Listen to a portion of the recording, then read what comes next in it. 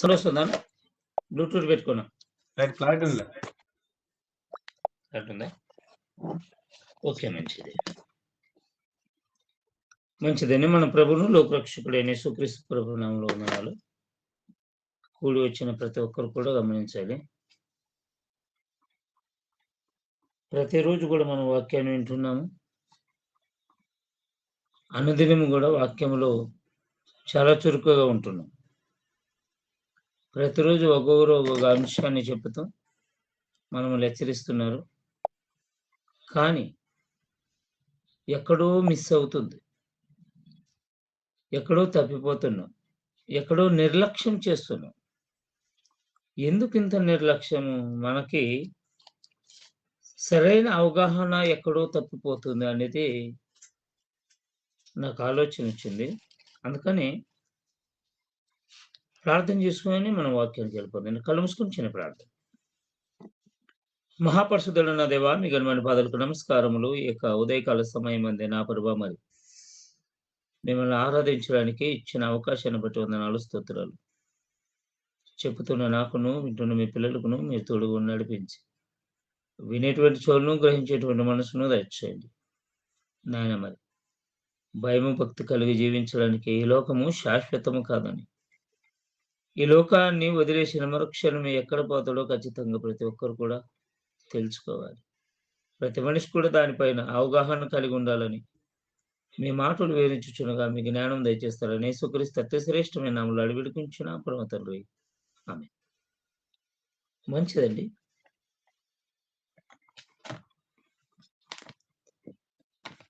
ఒకసారి మనం చూసుకుంటే మార్కు సువార్త 9వ అధ్యాయము 48వ వచనాన్ని చదువుకొని మనము వాక్య భాగంలోకి వెళ్ళిపోదామండి. మార్కు సువార్త ఎవరైనా ఒకరు క్లారిటీగా చదవండి. నరకమున వారి పురుగు చావదు, అగ్ని ఆరదు. ఇక్కడ బాగా చూసుకుంటే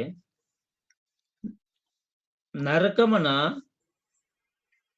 వారి పురుగు చావదు, అగ్ని ఆరదు అంటున్నాడు. పురుగు అంటే ఏమిటి? మన ఆత్మ. ఇది గుర్తుపెట్టుకోవాలి. ఈ మాట వివరించడానికి, ఈ మాట చెప్పడానికి,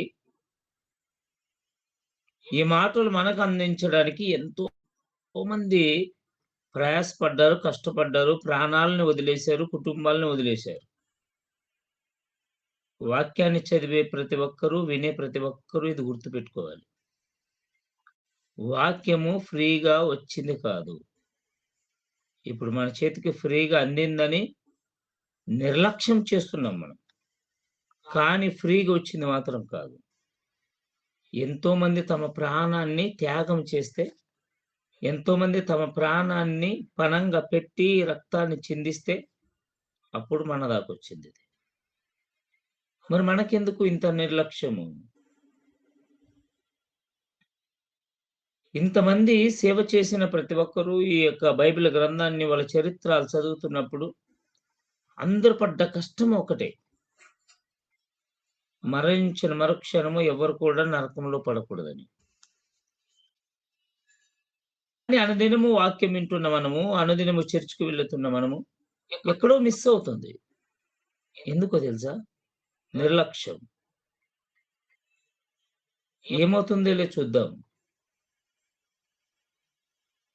ప్రతి ఒక్కరు కూడా నేను మాట్లాడుతూ ఒక విషయాన్ని గుర్తు చేస్తాను.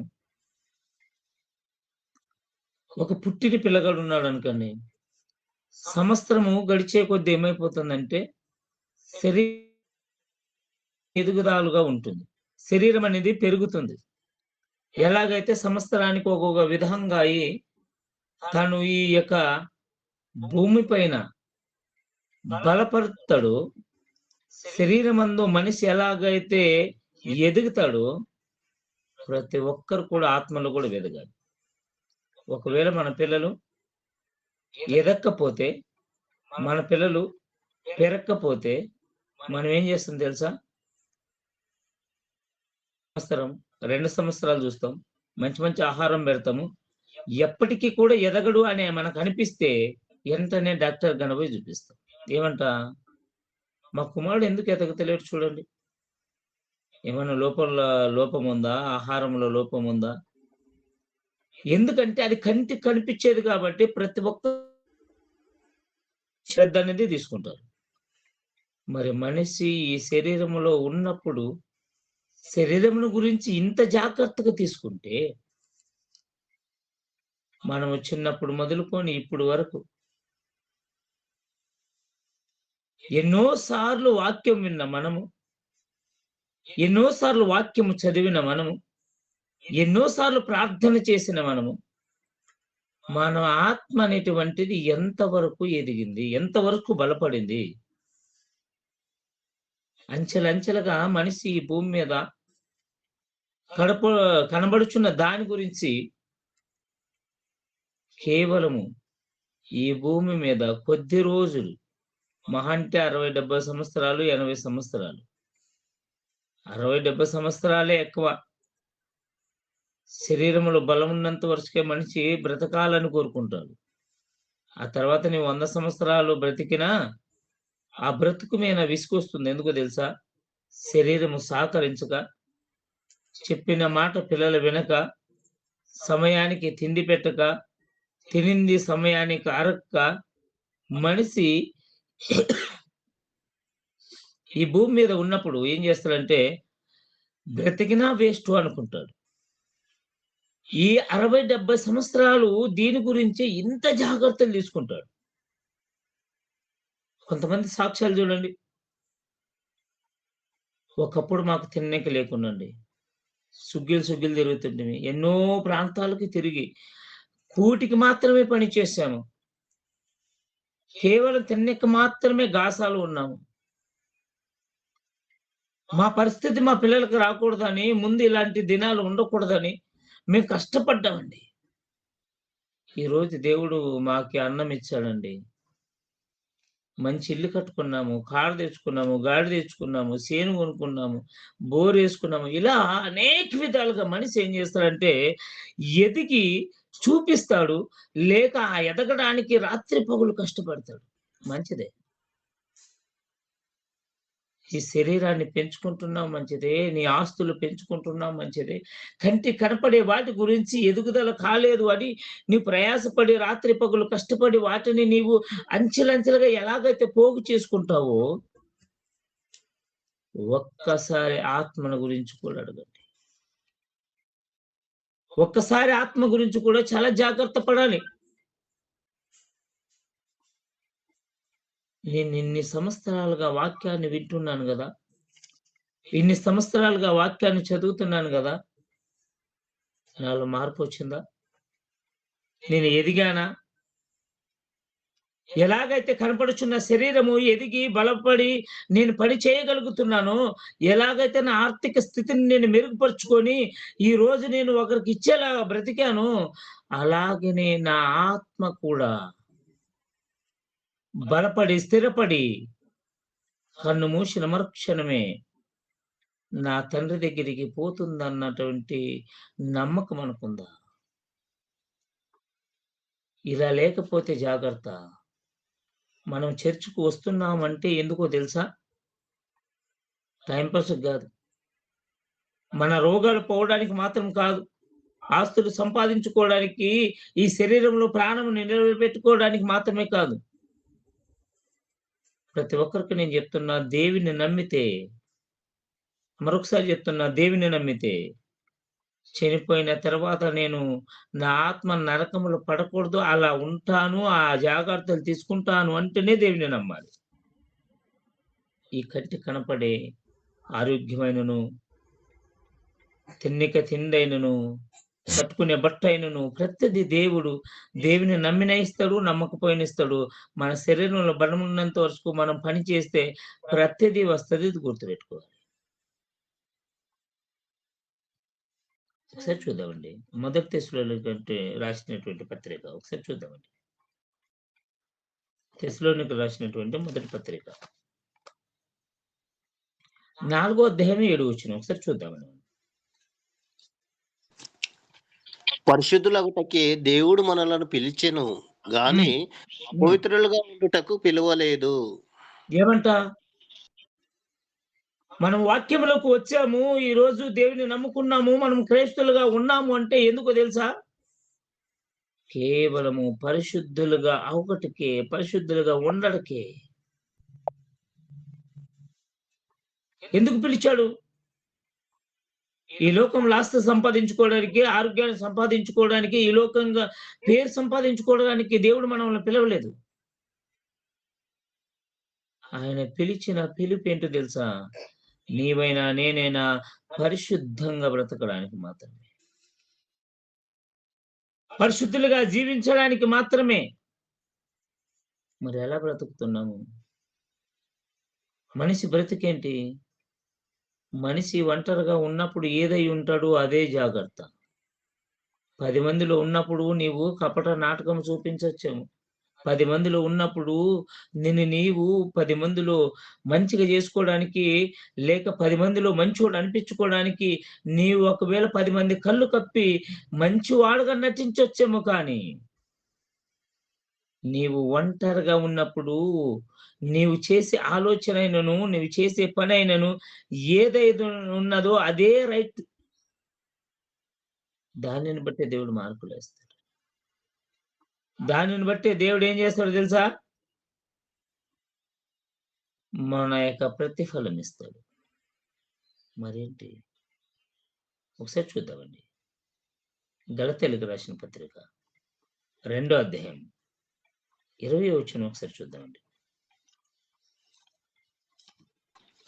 నేను క్రీస్తుతో కూడా సిలువ వేయబడి ఉన్నాను. ఇకను జీవించువాడను నేను కాదు, క్రీస్తే నా యందు జీవించుచున్నాడు. నేనిప్పుడు శరీరమందు జీవించుచున్న జీవితము నన్ను ప్రేమించి నా కొరకు తను తాను అప్పగించుకొనిన దేవుని కుమారుని యందలి విశ్వాసము వలన జీవించుచున్నాను. చూశారా? అపోస్తలుడైన పౌలు గారు మాట్లాడుతూ ఏమంటున్నాడు? నేను క్రీస్తుతో కూడా సిలువ వేయబడితిని. సిలువ అంటే అర్థం ఏంటో తెలుసా? యేసుక్రీస్తు ప్రభు ప్రాణాన్ని పెట్టాడు. తిరిగి 3వ దినాన లేచాడు. బాప్తిసమము తీసుకున్న ప్రతి ఒక్కరికి చెప్తున్నా నేను. బాప్తిసం తీసుకోని వారు, అన్యులు ఈ కేటగిరీలోకి రాలేదు, గుర్తుపెట్టుకోవాలి. వాళ్ళు క్రైస్తవులైనా సరే, వాక్యాన్ని చదివినా సరే, చర్చ్‌కొచ్చినా సరే, వాళ్ళు దీంట్లోకి రారు. ఎప్పటి వరకు బాప్తిసం తీసుకోరు అప్పటి వరకు. అపోస్తలుడైన పౌలు గారు మనకు మాట్లాడిన మాట, నేను క్రీస్తుతో కూడా ఉన్నాను. ఇకను జీవించుచున్నాను నేను కాదు, క్రీస్తు నాలో జీవిస్తున్నాడు. ప్రతి నెల లేదా ప్రతి వారం ద్రాక్షారసం రొట్టె తీసుకుంటాం. ఏమంట? యేసుక్రీస్తు ప్రభు మనలో సగభాగమై ఉన్నాడు అని. మన సగరక్తంలో ఆయన ఉన్నాడని ఇది గుర్తుపెట్టుకోవాలి. ఒక అబ్బాయి ప్రశ్నేశాడు. అన్నా, ద్రాక్షారసం రొట్టె తింటే పాపాలన్నీ పోతాయి గదా! ఎన్ని పాపాలు చేసినా క్షమించబడతాయి గదా! నేనన్నాను, తింటే పాపాలు పోవు నాయనా. నీ పాపం చేయకుండా ఉండడానికి నీవు సొంతంగా ఒక్కడిగా లేవు. నీతో పాటు యేసుక్రీస్తు ప్రభు ఉన్నాడు నీలోనే సగభాగమై అని నిన్ను జాగ్రత్త పరుచుకోవడానికి, అనుదినము జ్ఞాపకం చేసుకోవడానికి. నీవే పని చేసినా నీ ఒంటరి వాడివి కాదు. నీలో ఇప్పుడు సగభాగము క్రీస్తు అయి ఉన్నాడని. ఎవరైతే నా రక్తాన్ని త్రాగుతారో, నా శరీరాన్ని తింటారో, నేను వానిలోను వాడు నాలోను ఉండును అని వాక్యం సెలవిచ్చిన ప్రకారము మనం ఏది చేసినా క్రీస్తుని దానిలో వినువాడు చేస్తామని గుర్తుపెట్టుకోవాలి. బాప్తిసం తీసుకున్న ప్రతి ఒక్కరు కూడా అందుకే ఈయన మాట్లాడుతున్నాడు. ఇప్పుడు జీవించుచున్నాము, జీవితము నాది కాదు, నన్ను ప్రేమించి నా నిమిత్తము ప్రాణం పెట్టిన యేసుక్రీస్తు ప్రభువే తానే స్వయంగా నాలో జీవిస్తున్నాడు. ఎంతమంది ఇలా ఆలోచన చేసి జీవిస్తున్నారు? నేను బాప్తిసం తీసుకున్న మరుక్షణం అయిపోయింది, నా జీవితం నా చేతిలో లేదు.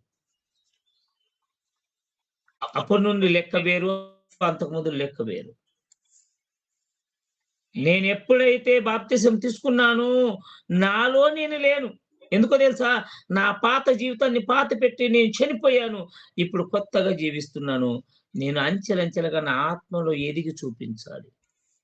కన్ను మూసిన మరుక్షణమే ఏదైతే నేను సగభాగమై ఉన్నానో ఆ క్రీస్తుతో పాటు నేను కలిసి ఉండడానికి పోవాలి.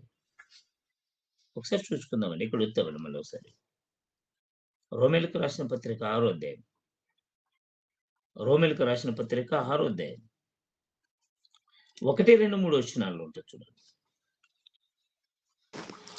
అలాగైనా ఏమందుము? హ్మ్. కృప విస్తరింపవలెనని పాపమందు హ్మ్. నిలిచి ఉందుమా? ఏమంటున్నారు అట్లా చూడండి. అలాగైనా ఏమందుము కృప విస్తరింపవలనని పాపమందు నిలిచిందుమా? అట్లన రాదు. ఏమంట? ఏమనాలి? అట్లన దాంట్లో నిలిచుంటే కృప అనేది విస్తరిస్తుందా? పాపం చేస్తే కృప అనేది విస్తరిస్తుందా? అట్లా అంటున్నారు చూడండి. అట్లా అనరాదు. హ్మ్. పాపం విషయమై చనిపోయిన మనము ఇక హ్మ్. మీదట ఎలాగు దానిలో జీవించుదుము? హ్మ్. ఏమంటున్నాడు? పాపము విషయమైన చనిపోయిన మనము. చనిపోతే మరి బ్రతికిందెవరు? పాపము చేయకూడదని నీవు, నన్ను నేను ఏం చేసుకున్నాము? చంపేసుకున్నాం. చనిపోయాం. అది మన దాకా ఉన్న జీవితాన్ని తీసేసి కొత్త జీవితాన్ని ఇచ్చేసింది. తల్లి గర్భంలో నుండి పుట్టిననాడు మొదలుకొని ఎప్పుడైతే నీవు యేసుక్రీస్తు ప్రభువును సొంత రక్షకుడుగా అంగీకరించి దేవుని వాక్యానికి లోబడి నేను బ్రతికి ఉండాలి, లేదా నేను క్రీస్తుతో పాటు బ్రతకాలని నీవు నిర్ణయించుకుంటావు చూడు, అప్పుడు నిన్ను నీవు చంపుకొని ఏం చేసావో తెలుసా? కొత్త జీవితాన్ని ప్రారంభం చేశావు. చూడండి 3వ వచనంలో ఏమంటున్నాడు? క్రీస్తుయేసులోనికి బాప్తిసం పొందిన మనమందరము క్రీస్తు ఆయన యేసులోనికి పొందిన మనమందరము ఆయన మరణములోనికి బాప్తిసం పొందితిమని మీరెరుగరా? ఏమంటున్నాడు? బాప్తిసం పొందడం అంటే ఏమిటి? ఆయన మరణములోనికి మనము పాలు పొందినట్లు. ఎలాగైతే తండ్రి అయిన దేవుడు యేసుక్రీస్తు ప్రభు ఈ లోకంలో ఉన్నప్పుడు సమాధిలో నుండి మూడో దినం లేపాడు. ఆ ప్రకారమే నీవైనా, నేనైనా, స్త్రీ అయినా, పురుషుడైనా, పిల్లోడైనా, పెద్దవాడైనా, ముసలివాడైనా ఏం చేస్తాడో తెలుసా? మరణించిన మరుక్షణమే నీ జీవితాన్ని తనతో పాటు కనబోతాడు. కన్ను మూసిన మరుక్షణమే ఆయనతో ఉండాలంటే ఎన్నో జాగ్రత్తలు తీసుకోవాలి. ఒకటి కాదు. భయము, భక్తి చాలా చాలా అవసరం. భక్తుడిని భయం లేకపోయినా, భయముండి భక్తి లేకపోయినా మన జీవితము అర్థం లేకుండా పోతది. భయము, భక్తి రెండిటికి తేడా ఏంటో తెలుసా? ఏంటండి మేము దేవుడిని నమ్మాం గదా! దేవుడంటే విశ్వాసిస్తున్నాం గదా! మాకు భయముంది, భక్తి ఉంది అంటే భయముందనుకో ఎలాంటి స్థితిలో నన్ను చావడానికైనా సిద్ధపడతావు గానీ పాపం మాత్రం చేయదు గుర్తుపెట్టుకోవాలి. దీన్ని భయమంటారు. భక్తి అంటే ఏంటో తెలుసా? ఎలాంటి పరిస్థితుల్లోనైనా నువ్వు దేవుని వాక్యానికి లోబడే బ్రతుకుతారు. నువ్వు ఒంటరిగా ఉన్నా, 100 మందిలో ఉన్నా, 10 మందిలో ఉన్నా, ఎవడేమనుకున్నా, ఏమనుకోకపోయినా, నీ యొక్క భక్తిని నీవు కనపరుచుకుంటావు. మనుషులకు భయపడవు. భయము, భక్తి చాలా చాలా అవసరం. మనము మరణించి తిరిగి లేసాం. మనము మన శరీరమందు ఎలాగైతే ఇప్పుడు బ్రతుకుతున్నామో మనము కాదు. అందుకే ఇప్పుడు అంటున్నారు చూడండి గలతీయులకు రాసిన పత్రికలో మాట్లాడుతున్నారు చూడండి. మరొకసారి చదువుకుందామండి ఆ మాట. నేను నేను క్రీస్తుతో కూడా క్రీస్తుతో చదవండమ్మా. నేను క్రీస్తుతో కూడా బడి ఉన్నాను. ఇకను హ్మ్. జీవించువాడను నేను కాను, హ్మ్. క్రీస్తు నా యందు జీవించుచున్నాడు. హ్మ్. నేనిప్పుడు శరీరమందు జీవించుచున్న జీవితము నన్ను హ్మ్. ప్రేమించి నా కొరకు తన్ను తాను అప్పగించుకొనిన దేవుని కుమారుని యందలి విశ్వాసము వలన జీవించుచున్నాను. ఏమంట? ఇప్పుడు మనం విశ్వాసంతో జీవిస్తున్నామంటే ఎందుకు చెప్పండి?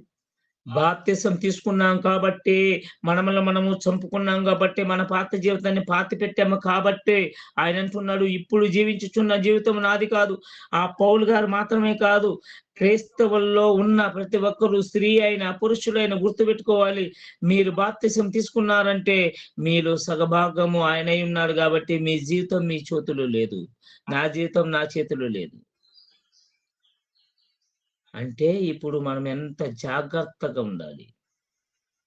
ఎదుటి వాడితో మాట్లాడుతున్నా, ఎదుటి వానికి వాక్యాన్ని వివరిస్తున్నా, చెప్పుతున్నా, మనం ఏదైనా తప్పు చేస్తున్నప్పుడైనా, తప్పు చేయక మొదలైనా ఎంత జాగ్రత్తగా ఉండాలి.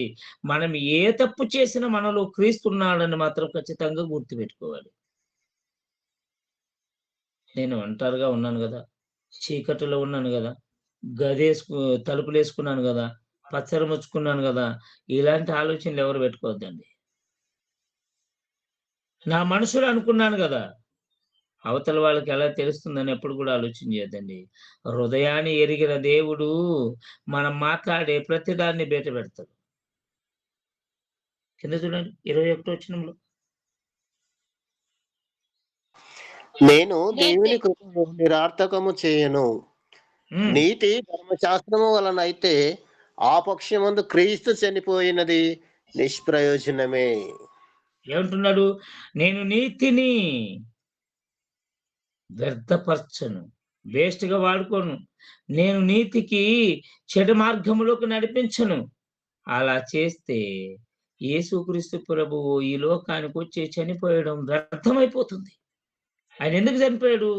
నీవైనా, నేనైనా పాపములో ఉన్న మనమందరం రక్షించబడాలని, మనమందరూ క్రీస్తులో కలిసి ఉండాలని. ఎందుకింత కష్టపడ్డారు? యేసుక్రీస్తు ప్రభువు యొక్క శిశువుల చరిత్ర మనం గాని చదువుకుంటే రంపాలతో కొయ్యబడ్డారు. బ్రతికి ఉండగా శరీరములో మనము మేకపోటు అలా తోలు తీశారు. అయినను వాళ్ళు భరించారు. ఎందుకు భరించారండి? సావాల్సిన అవసరం ఏముంది చెప్పండి? కొద్దిగా తగిలితేనే మనం తట్టుకోలేము. కొద్దిగా కోసుకొని పోతేనే దవాఖానకెళ్ళిపోతాం. శరీరములో ప్రాణము ఉండగా శరీరేక తోలు తీసేస్తే ఎంత బాధ ఉంటదో చెప్పండి? ఎలా భరించగలిగి ఉంటారు? ఎందుకు భరించారు వాళ్ళు? ఒకటే ఒకటి. ముందున్న తరాల్లో ఎవడు కూడా నశించకూడదు. క్రీస్తు మా నిమిత్తం చనిపోయాడు కాబట్టి, ఇదిగో మేము నీతిగా ఉన్నాము. చనిపోయిన ఈ శరీరంలో బాధపడిన మేము చనిపోయినా ఎక్కడ పోతాము? మా తండ్రి దగ్గరికి పోతాం. ఈ శరీరము శాశ్వతం కాదు. ఈ శరీరం యొక్క కష్టాలు ఎన్నైనా మేము భరిస్తాము. శిరస్థేదనం చేశారు వాళ్ళని. రంపాలతో కోశారు. చర్మాన్ని వదిలేశారు. తలకిందులుగా సిలువ వేశారు. ఇంతమంది తమ ప్రాణాలను పెడితే అప్పుడు మన దాకొచ్చింది. మనకు దీని వాల్యూ ఏంటో తెలుస్తలేదు. కుటుంబాలను వదిలేశారు. ఆస్తులు అమ్మారు. ఎందుకు? మనల్ని అవన్నీ చేయమంటలేడే. మనం విశ్వాసములో విన్న వాక్యాన్ని విడిచిపెట్టుకొని విశ్వాసంలో ఉన్నామని మనకు చెప్తున్నాడు. మనం ఏం చేస్తున్నాం? చూద్దామండి. గలతీయులకు రాసిన పత్రిక అదే 3వ అధ్యాయం 27వ వచనం చూద్దామండి ఒకసారి. క్రీస్తులోనికి బాప్తిసం పొందిన మీరందరూ క్రీస్తును ధరించుకొని ఉన్నారు. ఏమంటున్నాడు? క్రీస్తులోనికి బాప్తిసం పొందిన మీరందరూ ఆయన్ని ధరించుకొని ఉన్నారు. అంటే మీరు శరీరాన్ని కప్పుకోవడానికి వస్త్రం ఎలా వేసుకున్నారో మీ ఆత్మలు ఆయన్ని అలా తొడుక్కొని ఉన్నారు. మరి ఏంటి? మనలో క్రీస్తున్నప్పుడు ఎంత జాగ్రత్తగా ఉండాలి? చర్చికి పోతేనే శుభ్రంగా ఉండాలి. పరిశుద్ధమైన మందిరం అండి. బీడీలున్నాయా? ఇంట్లో తీసి పెట్టండి. పొగాకుందా? పక్కకు తీసి పెట్టండి. బూతులు ఆడకూడదు ఇక్కడ చర్చిలో, మాట్లాడకూడదు బూతులు. ఓరి నాయన, నీలో ఆయన ఉన్నాడు, ఇది గుర్తుపెట్టుకోవాలి. చర్చికి పోతున్నప్పుడు ఎంత పరిశుద్ధతగా నీవు ఉండి పరిశుద్ధంగా ఉండాలని నీవు అనుకుంటావో, పరిశుద్ధంగా నీవు చేసుకుంటావు, నీవు జాగ్రత్త పరుచుకుంటావో, అదే ప్రకారమే ఏం చేస్తున్నాడు ఈయన? క్రీస్తును నీవు ధరించుకొని ఉన్నావంటే నీ వస్త్రము వేసుకున్నప్పుడు ఎలాగైతే నీ శరీరాన్ని కప్పుకున్నావో నీ ఆత్మను కప్పుకోవడానికి క్రీస్తుని ధరించుకొని ఉన్నావు. ఇంతకన్నా ఇంకేం కావాలి? మన పక్కన పాపం చేస్తున్నప్పుడు అటు ఇటు ఎవరైనా ఉన్నారా అని చూసుకోవడం కాదు, మనలో క్రీస్తు ఉన్నాడా లేదని చూసుకోవాలి. మనసును చూస్తే వచ్చేదేమిటి చెప్పండి? చూడండి కిందికి ఏమంటున్నాడు. ఇందులో యూదుడని గ్రీసు దేశస్థుడని లేదు, దాసుడని స్వతంత్రుడని లేదు, పురుషుడని స్త్రీ అని లేదు, యేసుక్రీస్తునందు మీరందరూ ఏకంగా ఉన్నారు. ఇందులోను యూదుడని గ్రీసు దేశస్థుడని దాసుడని స్వతంత్రుడని పురుషుడని స్త్రీ అని ఏ భేదము లేదు. ఇది గుర్తు పెట్టుకోవాలి. పురుషులతో మాత్రమే ఉంటాడు, ఈ దేశం వారితో మాత్రమే ఉంటాడు కాదు. నీవు ఏ దేశంలో ఉన్నా శరీరంలో ప్రాణం కలిగి ఉన్నావు అంటే నీలో క్రీస్తు ఉన్నాడు. ఎప్పుడున్నాడు? నీ బాప్తిసం తీసుకొని వాక్యానుసారంగా జీవించినప్పుడు మాత్రమే. ఎప్పుడైతే బాప్తిసం తీసుకున్నావో అప్పుడు నిన్ను ఆయన ధరిస్తాడు. అంటే నీవు ఎలాగైతే అంగేసుకుంటావో నీ శరీరాన్ని కాపాడుకోవడానికి, అలాగే నీ ఆత్మను కాపాడుకోవడానికి నీవు ఆయన ధరించుకొని ఉన్నావు. స్త్రీ పురుషుడు ఏ దేశస్తులని భేదం లేదు. ఇది గుర్తుపెట్టుకోవాలి ప్రతి ఒక్కరు కూడా. మన కళ్ళ ముందు ఏదైనా పాపము మనకి వెంటాడుతున్నప్పుడు, మనకి ఇది తప్పని తెలిసినప్పుడు వెంటనే గుర్తు చేసుకోవాల్సినటువంటి విషయం ఏంటో తెలుసా? ఇదిగో నేను ఒంటరిగా లేను, నాలో నా క్రీస్తు ఉన్నాడు.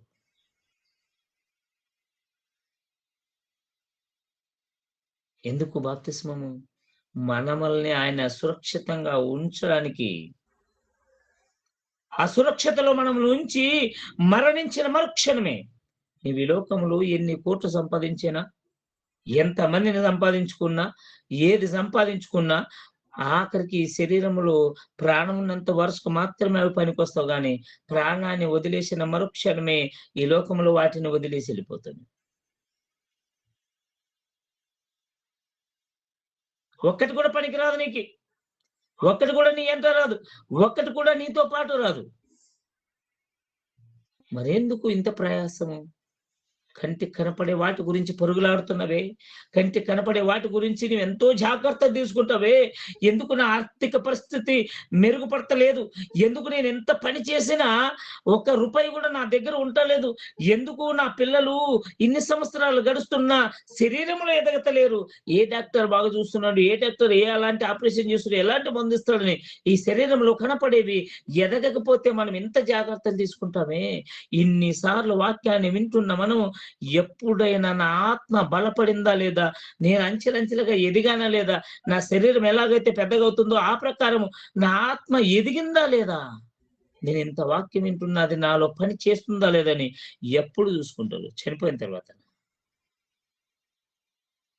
సచ్చిన తర్వాత అవకాశం ఉంటుందంటారా? మళ్ళీ ఇక్కడికి వచ్చేద్దామండి, ఒకసారి చూద్దామండి. కీర్తనాల గ్రంథం 6వ అధ్యాయం 5వ వచనంలో చెప్తున్నాడు చూడండి మనకి.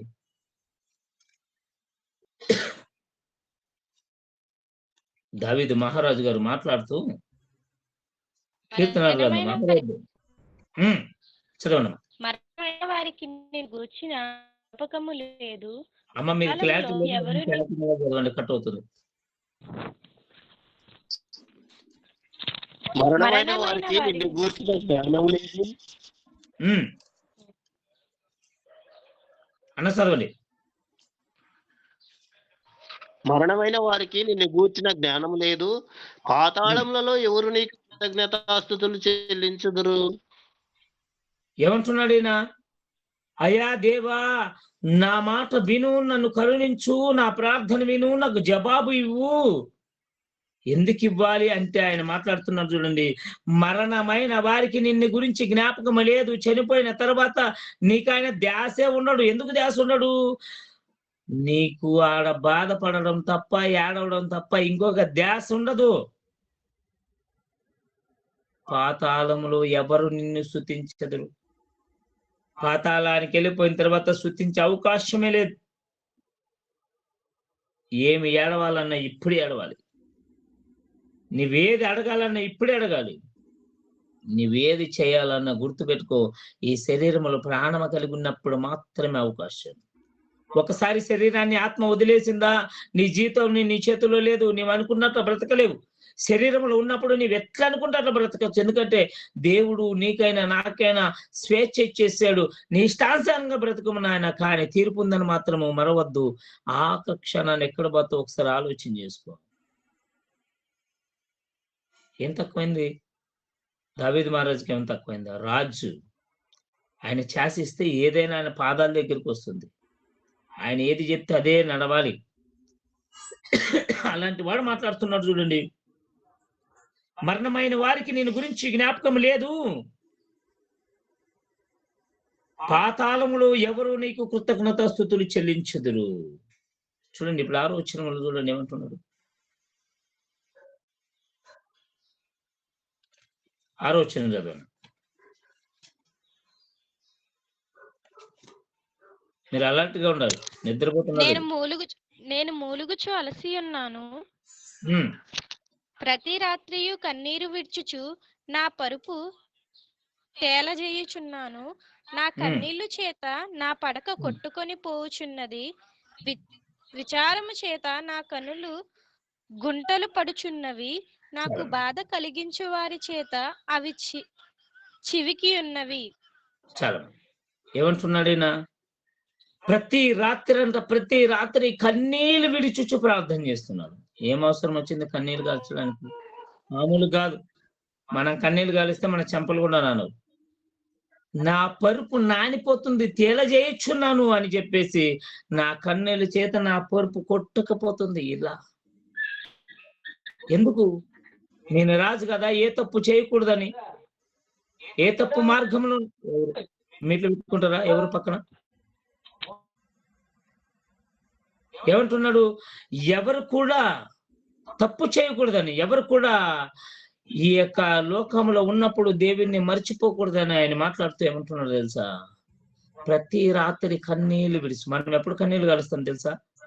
మనకిష్టమైన వారు చావు బ్రతుకులో ఉన్నప్పుడు, లేక ఇబ్బందులు ఉన్నప్పుడు, లేని సమస్యలు వచ్చినప్పుడు, లేదా మన చేత కాదు ఇది మనకి చేతులు ఎత్తేసాం అనుకున్నప్పుడు, అప్పుడు దేవుడు ధ్యాసకొస్తే అప్పుడు మాత్రమే కన్నీళ్ళు వస్తాయి మనకి.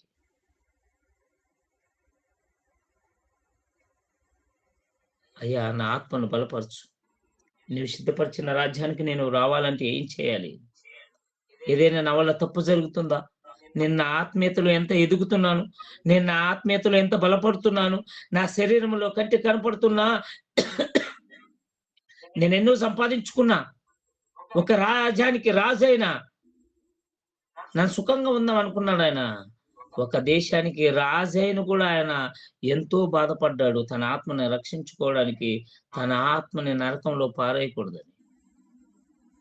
నీవు నేను ఒక 2 లక్షలు 10 లక్షలు ఉంటేనే ఇంకా మనల్ని బట్టేవాడే లేడు. ఒక 10 మంది మన అనుకుంటేనే మనల్ని బట్టేవాడు లేడు. జాగ్రత్త ప్రతి ఒక్కరు కూడా. ఇప్పుడు చూడండి గలతీయులకు రాసిన పత్రిక 3వ అధ్యాయం 28 వచ్చింది చూద్దామండి.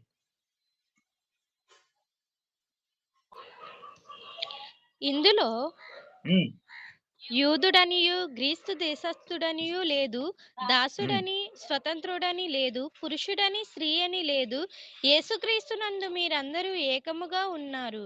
మీరు క్రీస్తు సంబంధులైతే ఆ పక్షమందు అబ్రహాము యొక్క సంతానమయ్యుండి వాగ్దాన ప్రకారము వారసులై ఉన్నారు. చాలు ఏమంటున్నారు చూడండి. ఇందులో ఏమిట్లు? విశ్వాసములు. బాప్తిసం తీసుకున్న ప్రతి వారు, గ్రీసు దేశస్థులని, స్త్రీ అని, పురుషులని ఎవ్వరు లేరు. అందరూ కూడా క్రీస్తుతో ఏకమై ఉన్నారు, ఏక శరీరమై ఉన్నారు. అలా విశ్వాస జీవితం కలిగి ఉంటే అబ్రాహాము గారి యొక్క విశ్వాసాన్ని బట్టి, మన విశ్వాసాన్ని బట్టి అబ్రాహాము సంతానం అనబడుదురు.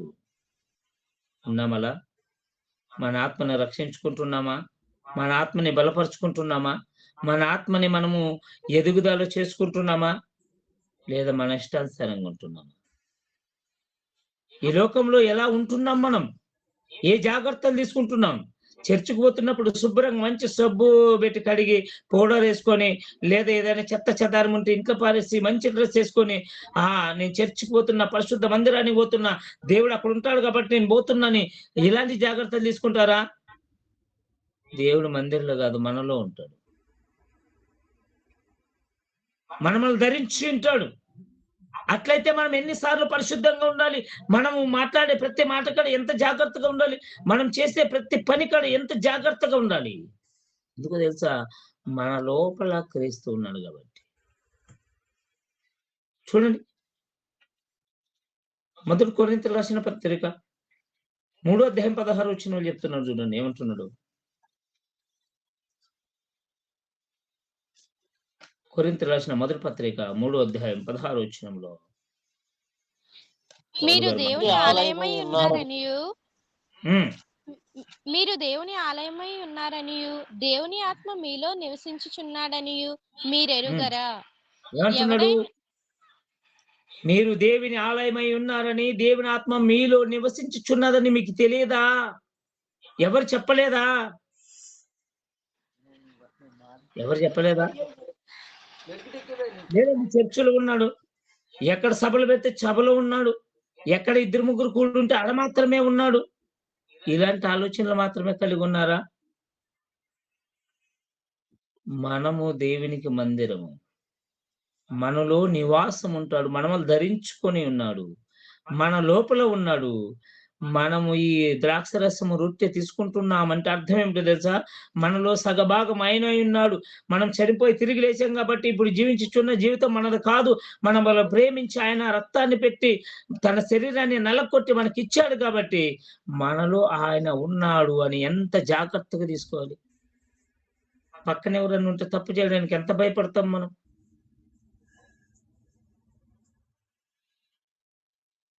ఏదైనా బూతు మాట్లాడుతుంటే అచానక్ అనుకోకుండా పాస్టర్ వచ్చాడు కదా, ఏ పాస్టర్ వచ్చాడు, ఏ మాటలు బంద్ చేయండి, బంద్ చేయండి. పాస్టర్ ముందు ఇట్లా మాట్లాడతారా? ఇలా మాట్లాడే వాళ్ళు ఎంతమంది ఉంటారో చెప్పండి.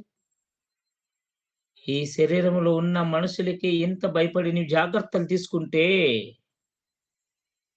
నీ శరీరాన్ని రక్షించి తన ప్రాణాన్ని పెట్టి నిన్ను కాపాడిన యేసుక్రీస్తు ప్రభువు నీలో ఉన్నప్పుడు నువ్వెంత జాగ్రత్త తీసుకోవాలి. అందుకని ప్రతి ఒక్కరు జాగ్రత్తగా తీసుకోండి. సమయమైంది కాబట్టి ముగిస్తున్నాను. మిగతా భాగాన్ని రేపు కంటిన్యూ చేసుకుందామండి. ఈ కొద్ది మాటలు దేవుడు మన హృదయంలో ఫలింపచేసి ఆశీర్వదించి నడిపించును గాక. ఎందుకంటే కొద్దిగా జల్దీ ఇచ్చింటే ముగిచ్చేవారము. రేపు కొద్దిగా జల్దీ ఇవ్వండి అన్న. కళ్ళు మూసుకొని చిన్న ప్రార్థన చేస్తున్నామండి. మహాపరిశుద్ధుడా నా దేవా, మీ ఘనమైన పాదాలకు నమస్కారములు. ఈ ఉదయకాల సమయమంది నాయనా, మరి మీ మాటలు మీ జ్ఞాపకం చేసుకొనిచుండగా, ఈ శరీరంలో ఎదిగిన మేము, ఆర్థిక పరిస్థితుల్లో ఎదిగిన మేము, మా ఆత్మలో ఎదుగుతున్నామా లేదా ఖచ్చితంగా చూసుకోవాలి. మేము నా ప్రభా ఒట్టివారము కాదు, మీతో కలిసి ఉన్నవారము. నాయనా, మరి మీ మాటలు మాలో ఉన్నాయి. మీ మాటలు మమ్మల్ని నడిపించుచున్నాయి, మమ్మల్ని బ్రతికించుచున్నాయి. విన్న మీ పిల్లలకును చెప్పిన నాకును మీరు తోడుగా ఉండి నడిపించి మీ కృపలో భద్రపరుస్తారని యేసుక్రీస్తు అతి శ్రేష్టమైన నామములో అడివేడుకుంటున్నా పరమ తండ్రి. Amen. Thank you. God bless you. Amen. ఈ సమయం ఇచ్చిన పెద్దలందరికీ ఇంతవరకు ఎంతో శ్రద్ధ కలిగిన మీ అందరికీ యేసుక్రీస్తు ప్రభు నామములో వందనాలు. Thank you. God bless you. Thank you. Okay. Thank you అన్న. నరకమున వారి పురుగు చావదు, అగ్ని ఆరదు.